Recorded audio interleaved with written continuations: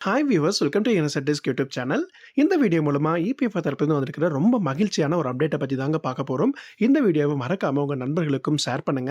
வாங்க வீடியோக்குள்ள போகலாம். ஹாய் ஃப்ரெண்ட்ஸ், இபிஎஃப்ஓ சந்தாதாரர்கள் எல்லாருக்குமே ஒரு மிகப்பெரிய ஒரு அப்டேட் வந்து சொல்லலாங்க. மகிழ்ச்சியான அறிவிப்புன்னு கூட இதை சொல்லலாங்க. 2024-25 நிதியாண்டுக்கான ப்ரூடென்ட் வட்டி வந்து பார்த்தீங்க அப்படின்னா, இப்ப அதிகப்படுத்தியிருக்கிறாங்க. இப்ப வந்து பார்த்தீங்கன்னா 8.25% வந்து கவர்மெண்ட்ல அனௌன்ஸ்மென்ட்டும் பண்ணியிருக்கிறாங்க அஃபிஷியலாவே. இந்த வீடியோல இத பத்தின முழு தகவல்களையும் பார்க்கலாம். புதிய வட்டி விகிதம்னா என்ன?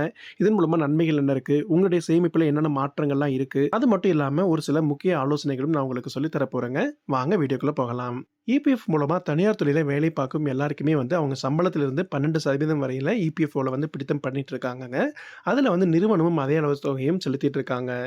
இந்த பணம் இபிஎஃப்ஓக்கு வந்து போயிட்டு இருக்குங்க. அது மட்டும் இல்லாம வருட இறுதியில வந்து வட்டியும் வந்து கவர்மெண்ட்ல இருந்து குடுத்துட்டு இருக்காங்க. இப்போ கவர்மெண்ட் வெளியிட்டிருக்கிற இந்த இபிஎஃப்ஓட முக்கிய அப்டேட்ல 2024-25 நிதியாண்டுக்கான வட்டி விகிதம் 8.25% வந்து நிர்ணயிக்கப்பட்டிருக்குங்க. போன வருஷம் அதாவது 2023-24 நிதியாண்டுக்கு 8.15% வந்து இருந்துச்சுங்க. இந்த ஆண்டு 0.10% வந்து அதிகப்படுத்தியிருக்கிறாங்க. இது பணவீக்கத்தையும் முதலீட்டு வருமானங்களையும் கருத்தில் கொண்டு தீர்மானிக்கப்பட்டுள்ளதால இந்த இபிஎஃப்ஓ உயர்வால சேமிப்பாளர்களுக்கு நிறைய வருமானமும் கூடுதல் வருமானமும் கிடைக்கப் போகுது.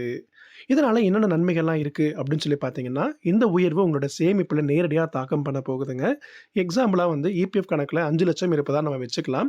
8.15 வட்டிக்கு ரூ. 40,750 கிடைக்கும். இப்போது 8.25 அப்படின்னு இருந்துச்சு அப்படின்னா ரூ. 41,250 உங்களுக்கு கிடைக்குங்க. கூடுதலா உங்களுக்கு ரூ. 500 இதுல வந்திருக்கும்.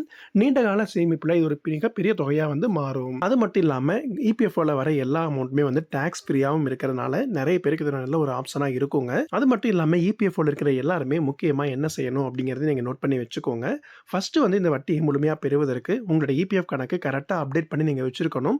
மெயினா வந்து யுஏஎன் நம்பர் வந்து ஆக்டிவ்ல இருக்கணுங்க. கேஒய்சில ஆதார், பான் கண்டிப்பா லிங்க் பண்ணியிருந்திருக்கணும். நாமினியும் சேர்த்து வச்சிருக்கிறீங்களா அப்படிங்கிறதையும் பார்த்துக்கோங்க. இபிஎஃப்ஓ போர்ட்டல்ல உங்களுடைய பேலன்ஸையும் கரெக்ட்டா செக் பண்ணி பார்த்துக்கோங்க. இவை எல்லாமே சரியா இருந்துச்சு அப்படின்னா, இந்த புதிய வட்டியில முழு பயனையும் நீங்க பெற முடியுங்க.